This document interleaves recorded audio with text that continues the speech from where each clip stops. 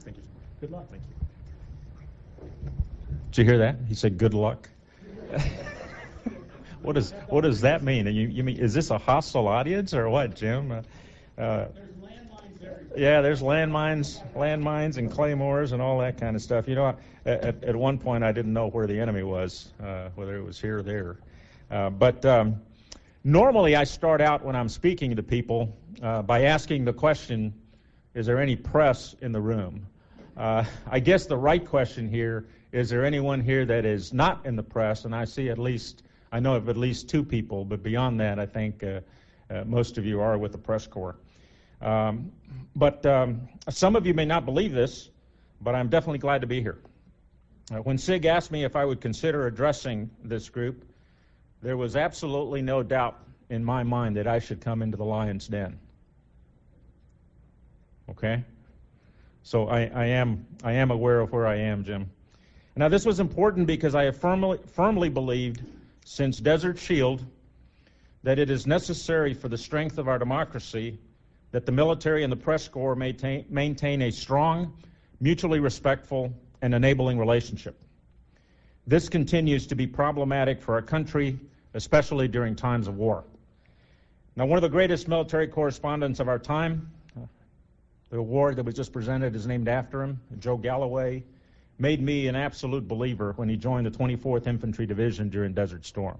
That was the first time I met Joe, and he and I have a friendship that dates back to the winter of 1990. Now today I will attempt to do two things. First, I will give you my assessment of the military and press relationship as I see it, and I hope that you take it for what it is. It is the observation of a military commander that has had extensive press engagements, both good and bad. And then I will provide you some of my thoughts on the current state of the war effort. Now, as I stated, as you all know, I have had a wide range of relationships and experiences with our nation's military reporters and editors. There are some in your ranks who I consider to be the epitome of journalistic professionalism. Joe Galloway, Tom Shanker, Sig, and John Burns immediately come to mind. They exemplify what America should demand of our journalists: tough reporting that relies upon integrity, objectivity, and fairness to give accurate and thorough accounts that strengthen our freedom of the press and, in turn, our great democracy. On the other hand, unfortunately, I have had to issue ultimatums to some of you for unscrupulous reporting that was solely focused on supporting your agenda and preconceived notions of what our military had done or not done. I also refused to talk to the European Stars and Stripes for the last 2 years of my command in Germany for their extreme bias and single-minded focus on Abu Ghraib. Now, let me review some of the descriptive phrases that have been used by some of you that have made my own personal interfaces with the press corps difficult. Dictatorial and somewhat dense, a liar, a torturer, does not get it. In some cases, I have never even met those that use those comments. Yet they felt qualified to make character judgments that are communicated to the world. My experience is not unique, and we can find other such examples as the treatment of Secretary Brown during Katrina. In my opinion, this is the worst display of journalism imaginable by those of us that are bound by a strict value system of selfless service, honor, and integrity. Almost invariably, my perception is that the sensationalistic value of these assessments is what provided the edge that they sought for self-aggrandizement or to advance their individual quests for getting on the front page with their stories. As I understand it, your measure of worth is how many front-page stories you have written, and unfortunately, some within your ranks will compromise their integrity and display questionable ethics as they seek to keep America informed. This is much like the intel analyst whose effectiveness is measured by the number of intelligence reports he provides and not by the value that it is to the commander. For some, it seems that as long as you get a front-page story, there is little or no regard for the collateral damage that will be caused. Personal reputations sometimes have no value. They report with total impunity and are rarely held accountable for unethical conduct. Given the near instantaneous ability to report actions on the ground, the responsibility to accurately and truthfully report takes on an unprecedented importance. The speculative and often uninformed initial reporting that characterizes our media appears to be rapidly becoming the standard of the industry.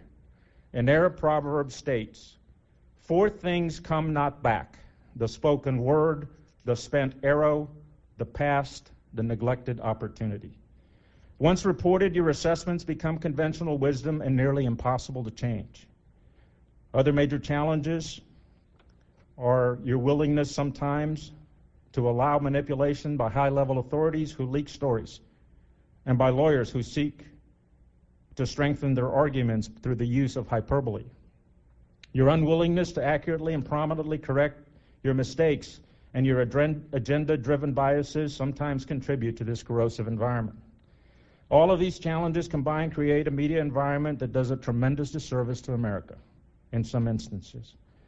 Over the course of this war, tactically insignificant events have become strategic defeats for our country because of the tremendous power and impact of the media, and by extension, you individually, the journalist.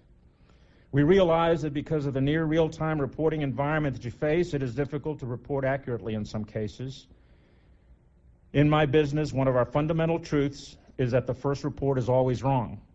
Unfortunately, in your business, the first report gives Americans who rely on the snippets of CNN, if you will, their truths and perspectives on an issue.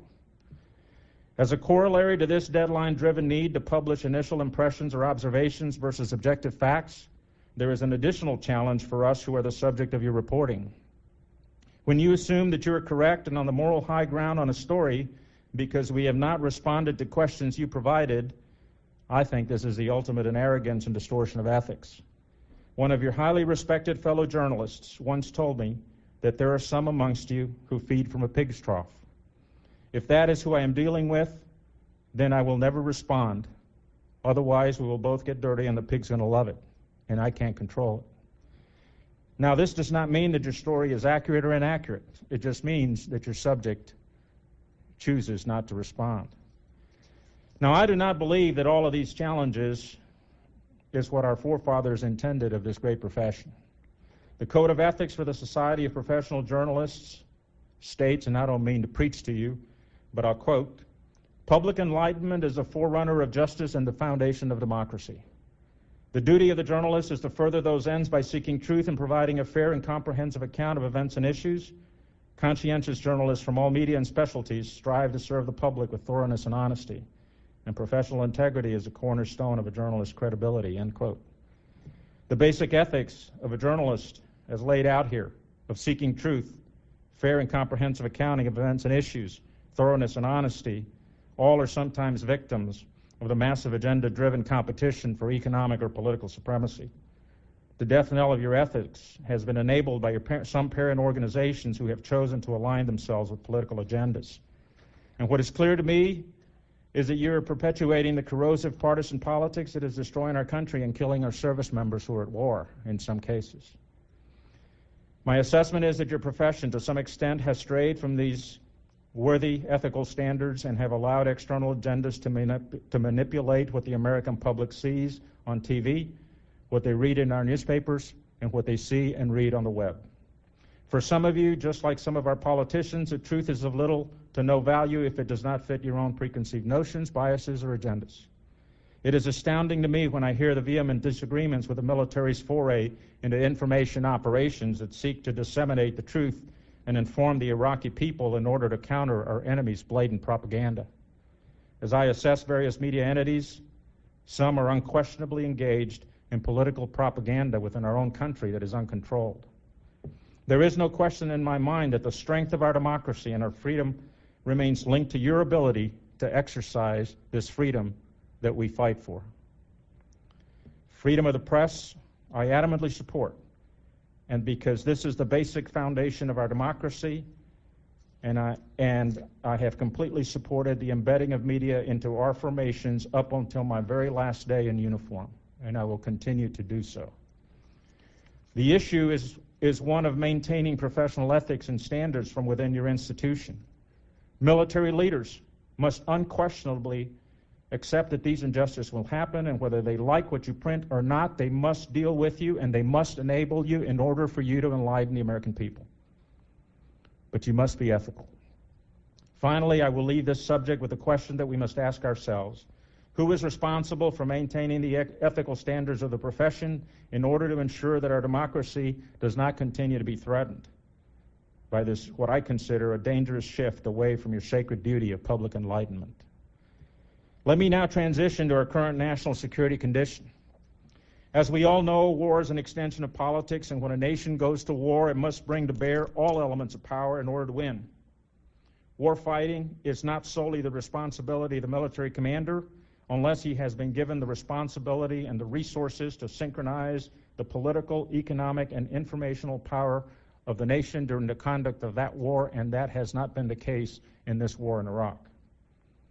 So who is responsible for developing the grand strategy that will allow America to emerge victorious from this generational struggle against extremism? After more than 4 years of fighting, America continues its desperate struggle in Iraq without any concerted effort to devise a strategy that will achieve victory in that war-torn country or in the greater conflict against extremism. From a catastrophically flawed, unrealistically optimistic war plan to the administration's latest surge strategy, this administration has failed to employ and synchronize its political, economic, and military power. The latest revised strategy is a desperate attempt by the administration that has not accepted the political and economic realities of this war, and they have definitely not been able to communicate effectively that reality to the American people. An even worse and probably more disturbing assessment would be that America cannot achieve the political consensus that is necessary to devise a grand strategy that will in fact synchronize and commit our national power to achieve victory. Some of you have heard me talk about our nation's crisis in leadership. Let me elaborate. While the politicians espouse a rhetoric designed to preserve their reputations and their political power, our soldiers die. Our national leadership ignored the lessons of World War II as we entered into this war, and to this day continue to believe that victory can be achieved through the application of military power alone. Our forefathers understood that tremendous economic and political capacity had to be mobilized, synchronized, and applied if we were to achieve victory in the global wars of the last century. That has been and continues to be the key to victory in Iraq. Continued manipulations and adjustments to our military strategy will not achieve victory. The best we can do with this flawed approach is stave off defeat. The administration, Congress, and the entire interagency, especially the State Department, must shoulder the responsibility for this catastrophic failure, and the American people must hold them accountable. There has been a glaring, unfortunate display of incompetent strategic leadership within our national leaders. As a Japanese proverb says, action without vision is a nightmare. There is no question that America is living a nightmare with no end in sight. Since 2003, the politics of war have been characterized by partisanship as the Republican and Democratic parties struggled for power in Washington. National efforts to date have been corrupted by partisan politics that have prevented us from devising this effective, executable, and supportable strategy. At times, these partisan struggles have led us to political decisions that endanger the lives of our sons and daughters on the battlefield. The unmistakable message was that political power had greater priority than our national security objectives. Overcoming this strategic failure is the first step towards achieving victory in Iraq. Without bipartisan cooperation, we are doomed to fail. There is nothing going on today in Washington that would give us hope. If we succeed in crafting a bipartisan strategy for victory, then America must hold all national agencies accountable for developing and executing the political and economic initiatives that will bring about stability, security, political and economic hope for all Iraqis. That has not been successful to date. Congress must shoulder a significant responsibility for this failure, since there has been no focused oversight of the nation's political and economic initiatives in this war. Exhortations, encouragements, investigations, studies, and discussions will not produce success. This appears to be the nation's only alternative since the transfer of sovereignty. Our continued neglect will only extend the conflict. And America's dilemma is that we no longer control the ability to directly influence the Iraqi institutions. The sovereign Iraqi government must be cooperative in these long-term efforts. That is not likely at the levels necessary in the near term. Our commanders on the ground will continue to make progress and provide time for the development of a grand strategy. That will be wasted effort, as we have seen repeatedly since 2003. In the meantime, our soldiers, sailors, airmen, and Marines will continue to die. Starting in July of 2003, the message that was repeatedly communicated to Washington by military commanders on the ground was that the military alone could never achieve victory. Our soldiers, sailors, airmen, and Marines were destined to endure decades of fighting and killing people without the focused, synchronized application of all elements of national power. This was a necessary condition to stabilize Iraq, and any sequential solutions would lead to a prolonged conflict and increased resistance. By neglect and incompetence at the National Security Council level, that is the path our political leaders chose, and now America, more precisely the American military, finds itself in an intractable situation. Clearly, mistakes have been made by the American military in its application of power, but even its greatest failures in this war can be linked to America's lack of commitment, priority, and moral courage in this war effort. Without the sacrifices of our magnificent young men and women in uniform, Iraq would be chaotic well beyond anything that has been experienced to date. What America must accept as a reality at this point in the war is that our Army and Marine Corps are struggling with the deployment schedules. What is clear is the deployment cycles of our formations have been totally disrupted. The resourcing and training challenges are significant, and America's ability to sustain a force level of 150,000 plus is non-existent without drastic measures. And these drastic measures have been politically unacceptable to date. The drawdown of the surge to pre-surge levels was never a question. America must understand also that it will take the Army at least a decade to fix the damage that has been done to its full spectrum readiness. Our Army and Marine Corps will execute as directed, perform magnificently, and never complain. That is the ethic of our warriors, and that is what America expects of them. They will not disappoint us, but America must know the pressures that are being placed on our military institutions as we fight this war. All Americans must demand that these deploying formations are properly resourced, properly trained, and we must never, and this is the responsibility of every leader in this country, we must never allow America's support for the soldier to falter.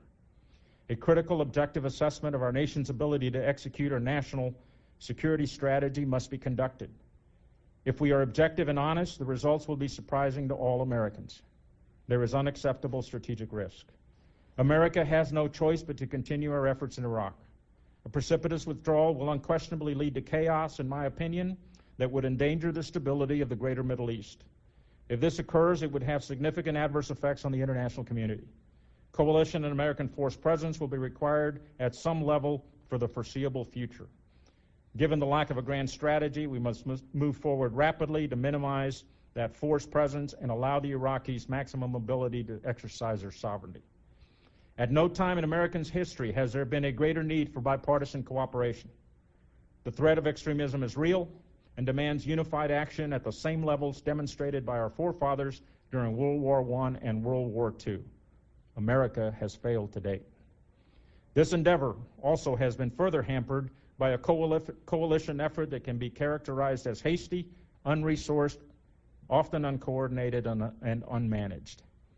Desperately needed but essentially ignored were the political and economic coalitions that were the key to victory and stability in the immediate aftermath of the conventional war. The military coalition was probably the most effective, productive, and effective deployment of forces in decades. And today we continue our inept coalition management efforts, and in fact, we are facing ever-decreasing troop commitments by our military coalition partners. America's revised strategy does not address coalition initiatives and challenges, and we cannot afford to continue this struggle without the support of our coalition partners across all elements of national power. Now, without the political and the economic elements of power complementing the tremendous efforts of our military, we are assured of failure. We continue on that path. America's political leadership must come together and develop this bipartisan grand strategy to achieve victory in this conflict. Achieving unity of effort in Iraq has been elusive to date, primarily because there is no entity that has the authority to direct the actions of our interagency. As I stated before, our National Security Council has been a failure. Furthermore, America's ability to hold the interagency accountable for their failures in this war is non-existent. This must change. We probably need to implement a Goldwater's-like Nichols Act for the interagency. As a nation, we must recognize that the enemy we face is committed to destroying our way of life. This enemy is arguably more dangerous than any threat we face in the 20th century. Our political leaders must place national security objectives above partisan politics, demand interagency unity of effort, and never again commit America to war without a grand strategy that embraces the basic tenets of the Powell Doctrine. It seems that Congress recognizes the military cannot achieve victory alone in this war, yet they continue to demand victory from our military. Who will demand accountability for the failure of our national political leadership involved in the management of this war?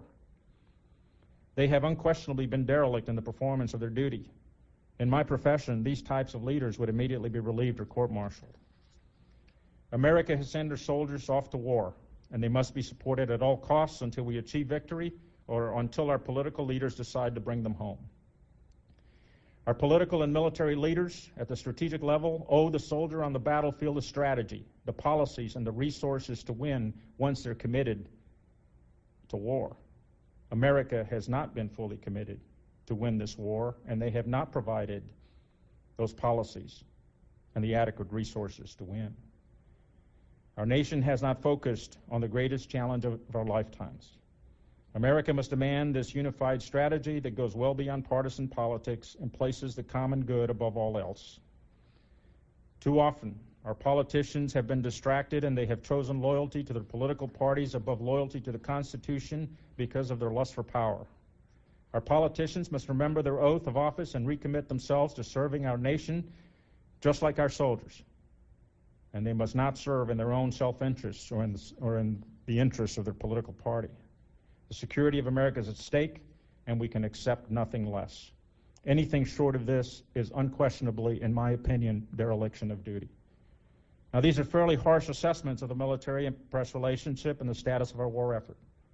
But I remain optimistic and committed to the enabling of media operations under the toughest of conditions in order to keep the world and the American people informed.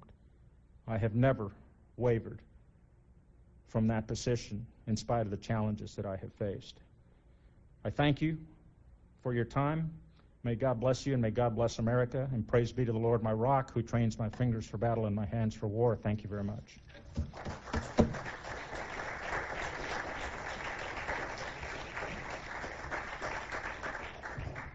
minutes of questions. Okay. We've got a Q&A now, and Ron has got the microphone, and he'll bring it out to you folks, and wait for the C-SPAN people to bring their little boom mics out. You got it turned on, Ron? Okay. I was going to take the first question, but I decided no. Let's just get into it. Plus, Mike Birmingham probably would say something about it. So, first question. Anyone? No one has any questions? Okay. Identify yourself and. Jeff Schogel, Stars and Stripes. Not European. From what I understand, you say there is not yet a strategy to win the war in Iraq. What strategy do you propose, and what are the concrete goals you suggest must be met? I think, as has been advocated since 2003, the political initiatives that must be addressed are reconciliation within the country of Iraq. There was an effort that needed to have been started since the 2003 timeframe that would allow all of the elements of that society to have hope both in the economic and political future of the country.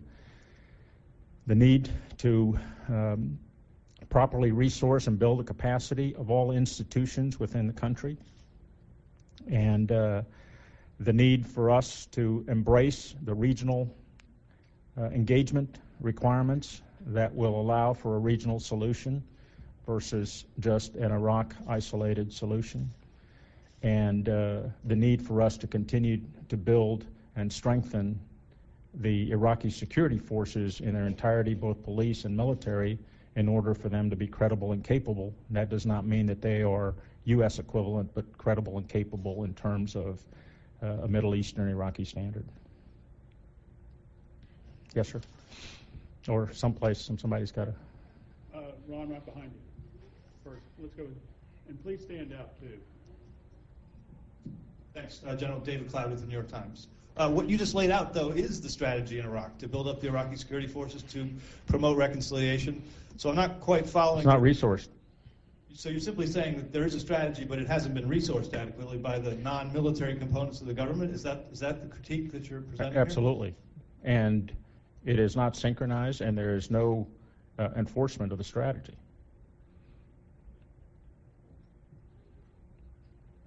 And you also have to question, how is the political and the economic aspect of this strategy being executed? We control the military aspect, and that's it. David, I guess, and then back to Carol after that. General, it's David Wood from the Baltimore Sun. Sir, are you happy with the outcome of the various Abu Ghraib investigations and the accountability that was held for what took place there? Am I happy? Is America happy with destroying the careers and the reputations of everyone in the military chain of command involved in Abu Ghraib up to the level of the commander, the highest level commander on the ground?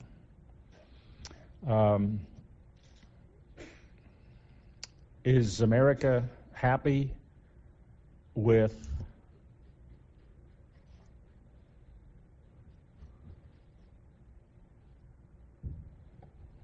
gotta be careful here. I think some of you know that I'm still being sued by the ACLU, so I've got to be careful. Is America happy with the policies that the administration implemented in 2002 and the aftermath of those policies? Is America happy with the implementation of those policies in terms of the standards and training and requirements that are the responsibility of the highest levels of our government? I'll leave that for you to answer. Back to Carol in the back, and then we'll work our way up.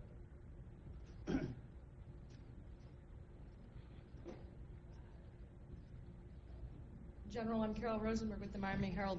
For you, sir, at what point did you realize that this effort went off the skids? Paid to ask a tough question. Sure. No, that's not a tough question. That was about 14 June of 2003. Okay. What happened on the 14th? Well, no, let me rephrase that. The 15th of June of 2003, because that's when I assumed command of Combined Joint Task Force 7 in Iraq. And the conditions that existed at that time and the discussions that Abizaid and I had at that time clearly indicated that there were some major challenges, strategic challenges for the national effort. Up here, so we get to you.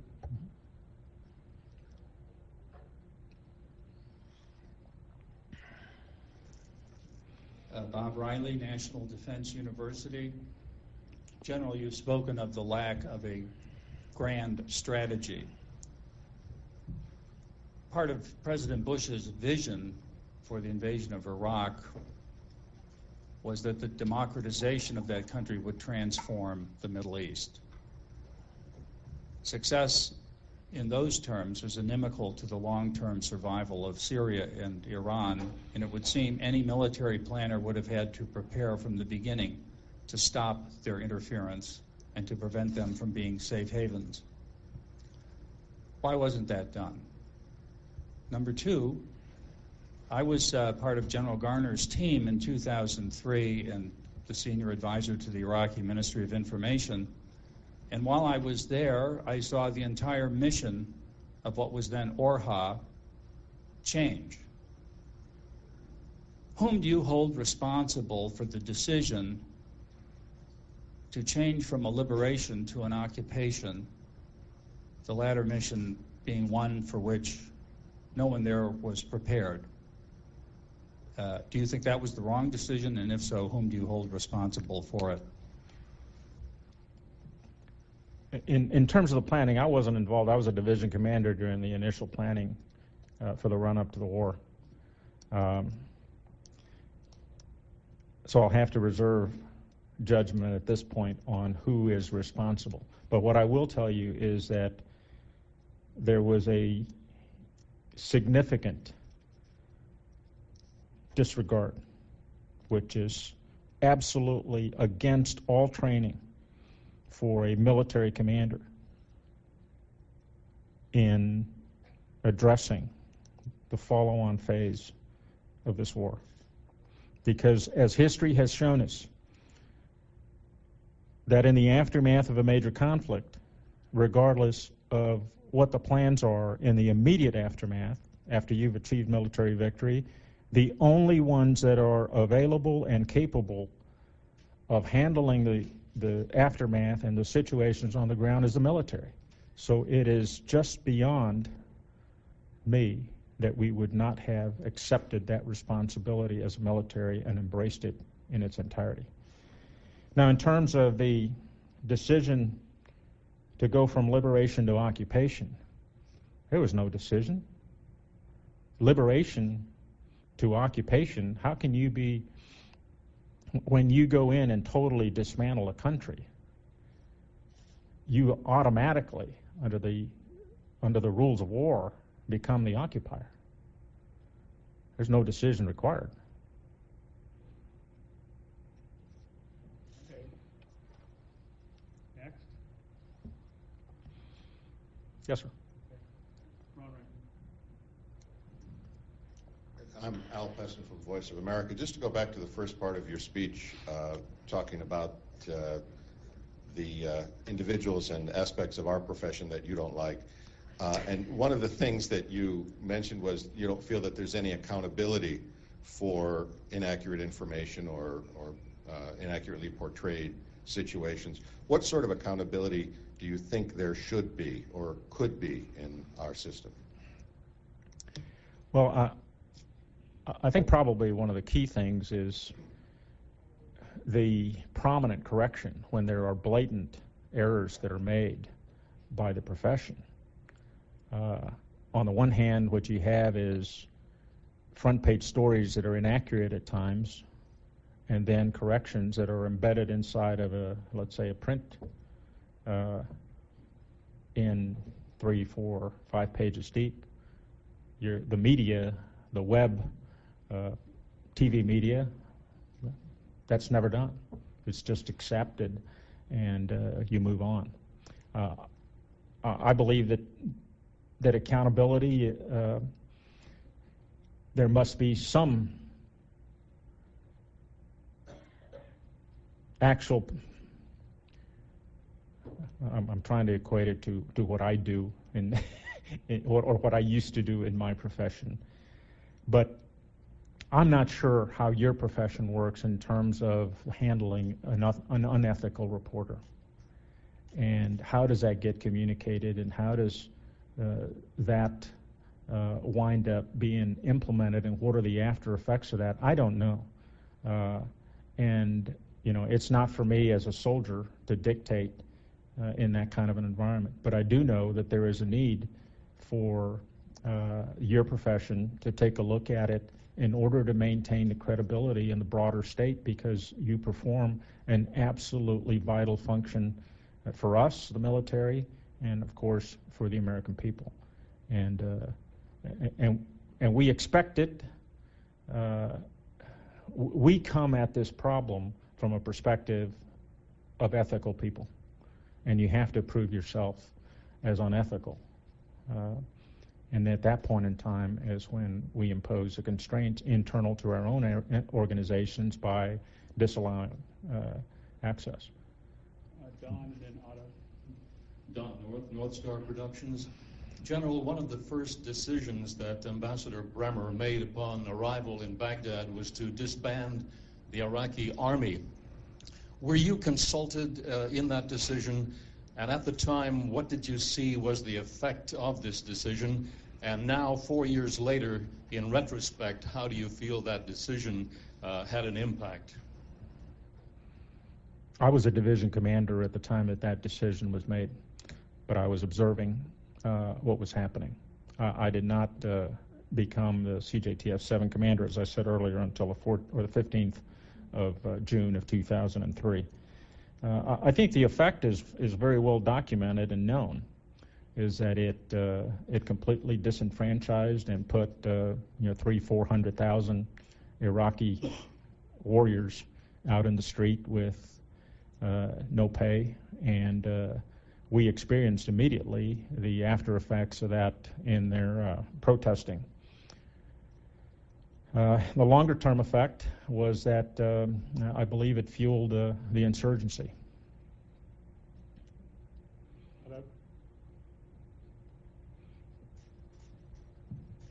General Otto Kreischer, freelance writer. You mentioned take the Army a decade to recover its full spectrum capability. General Casey this week said that the Army is out of balance because it's not It's what? General Casey said the Army is out of balance because it's not able to train for its for the full spectrum. But Secretary Gates said again this week that he thinks the Army should focus on the counterinsurgency type mission because that's what he sees them doing for the foreseeable future. You apparently lean more towards the Casey view. What happens to the Army if it's trained solely for the lesser included rather than the maiden cakes? Well, you're exactly right. I happened to fall into the Casey camp because I saw the tremendous degradation in capability of this great Army that we were leading in the 2003 to 2005 time frame that has been totally consumed by this counterinsurgency mission. And there are some very significant challenges in the training that exists today for full spectrum operations. And I believe that our focus in the past, in the aftermath of the Cold War, on the very high end of the spectrum, was probably also a little bit out of balance, and we had to rebalance that more towards a much broader capability that encompassed the middle of the spectrum and possibly even the lower ends of the spectrum. So we have a challenge ahead of us. We can't allow ourselves to go completely to the other end of the pendulum, and which is what we are doing currently because of the tremendous personnel tempo and operational tempo, and that's what will have to be corrected when we come out of this war. In the interim, that equates to strategic risk, because if there's a conventional requirement for our institution, then we will be at risk. General, I'm Carl Prine from the Pittsburgh Tribune-Review.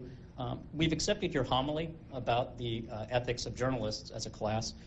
Having served as a trooper and an infantryman in Iraq in the wake of your command, I was wondering what ethical obligations did officers have at the highest level during the Phase 4 planning and afterwards to mitigate what obviously, in your words, was a disastrous plan? What, in your words, sir, would you say to your class of officers who did not come forward and did not do anything to stop what became a debacle in Iraq? Yeah. It was an absolute lack of moral courage to stand up and do what was right in terms of planning. And we allowed ourselves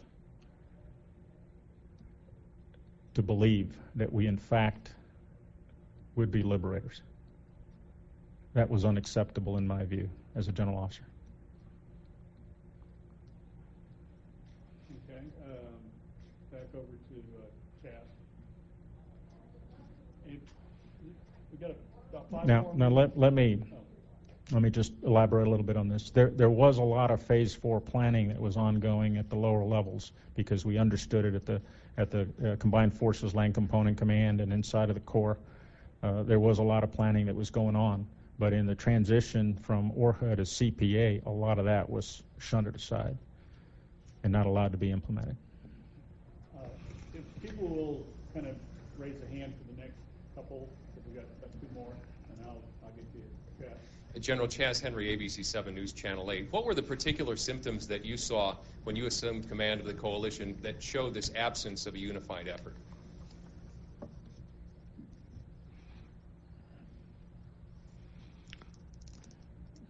Absence of a unified effort. There was no no focus on resourcing the effort within any elements of the interagency during the entire first year.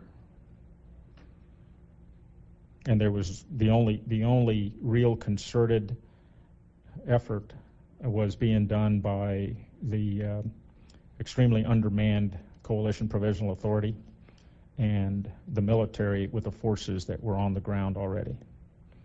There was no focus back in Washington, and there's a lot of horror stories inside of that statement, but I'll leave it at that. Okay, back here. And then we'll come up here. General, thanks. I want to take another crack at this, maybe following up on my colleague's question over here. You've laid out a very harsh critique of the effort in Iraq, and you were CJTF 7 commander during a significant portion of that effort. So I guess my question is, did you have a responsibility as the commander, of course, to say publicly while you were No. on active duty, and did other active duty commanders who feel the way you do have a responsibility to speak out if they believe the strategy is incapable of being accomplished? Yeah, look, I get asked that question quite often. The last thing that America wants, the last thing that you want, is for currently serving general officers to stand up against our political leadership. That's absolutely the last thing that we want. We swear an oath to support and defend the Constitution and to obey the orders of the President of the United States when we are in uniform. Do you want to undermine that fundamental bedrock principle of our democracy? I don't believe so. I don't believe the American people would tolerate it. I don't think we ought to even consider that as an option for a country. Is that a good enough answer? They must. I'm sorry. They must continue to work as they always do, providing their best military judgment to the leadership. And I guarantee you that that is being done. Just to follow up on that. Rebecca, wait for the mic. Oh, thank you. Rebecca Christie, freelance writer in Washington. To follow up on that, what can serving military officers do? And is there a situation when in extremis they need to effectively become whistleblowers? And do you think we got near that extreme in this case, or should we have? That's an independent decision that has to be made by the general. Basically, if the orders are ethical and lawful, the military commanders, the military is going to execute those orders. And Here. I'm sorry, did you? yeah, and I don't think you want them, as I stated earlier, I don't think you want them becoming whistleblowers while they're in uniform. I think at the point in time where an officer, a general officer or any officer disagrees, then he has a choice of resigning and taking that on, resigning or retiring. And I think once you're retired, you have a responsibility to the nation, to your oath, to the country, to state your opinion. And there's tremendous debate within the retired General Officer Corps about what those responsibilities are and whether you ought to speak out or not. Okay, here. And then Carol in the back, and that'll be the last question. I'm sorry, Courtney here. And then Bob Perry, consortiumnews.com. Given all you've said today, do you think, looking back, that the invasion of Iraq was a mistake?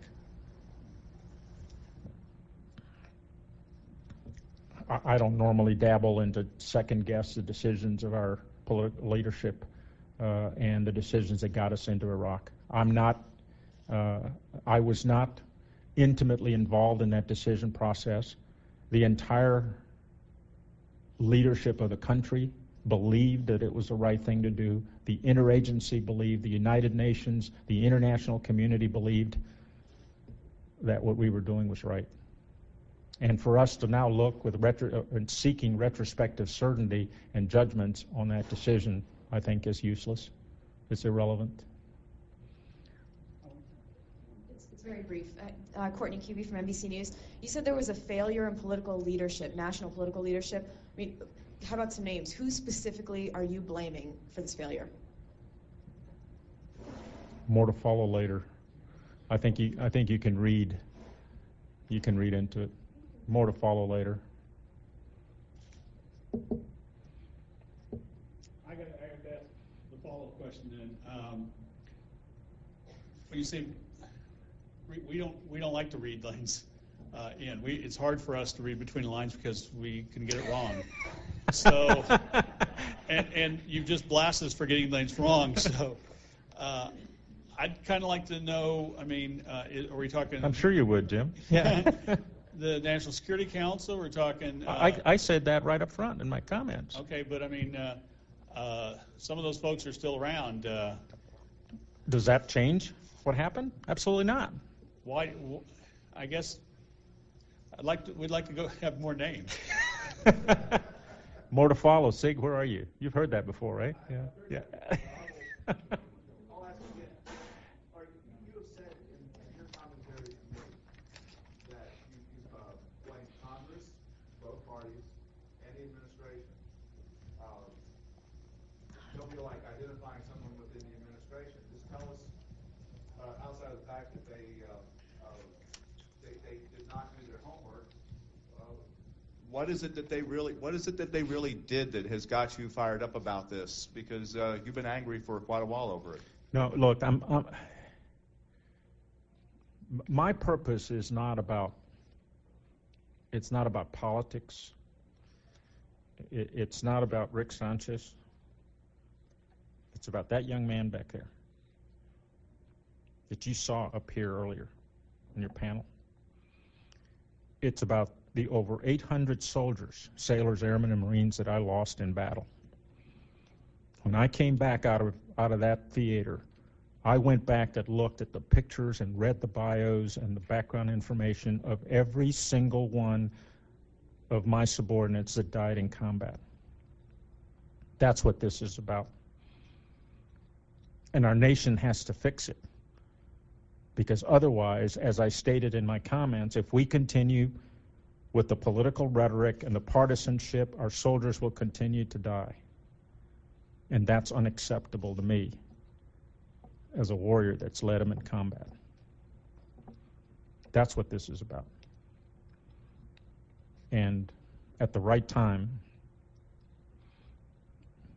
history will show the specific names of people that made decisions that put them at risk. Appreciate your time. Glad to be here. You get something for your trouble.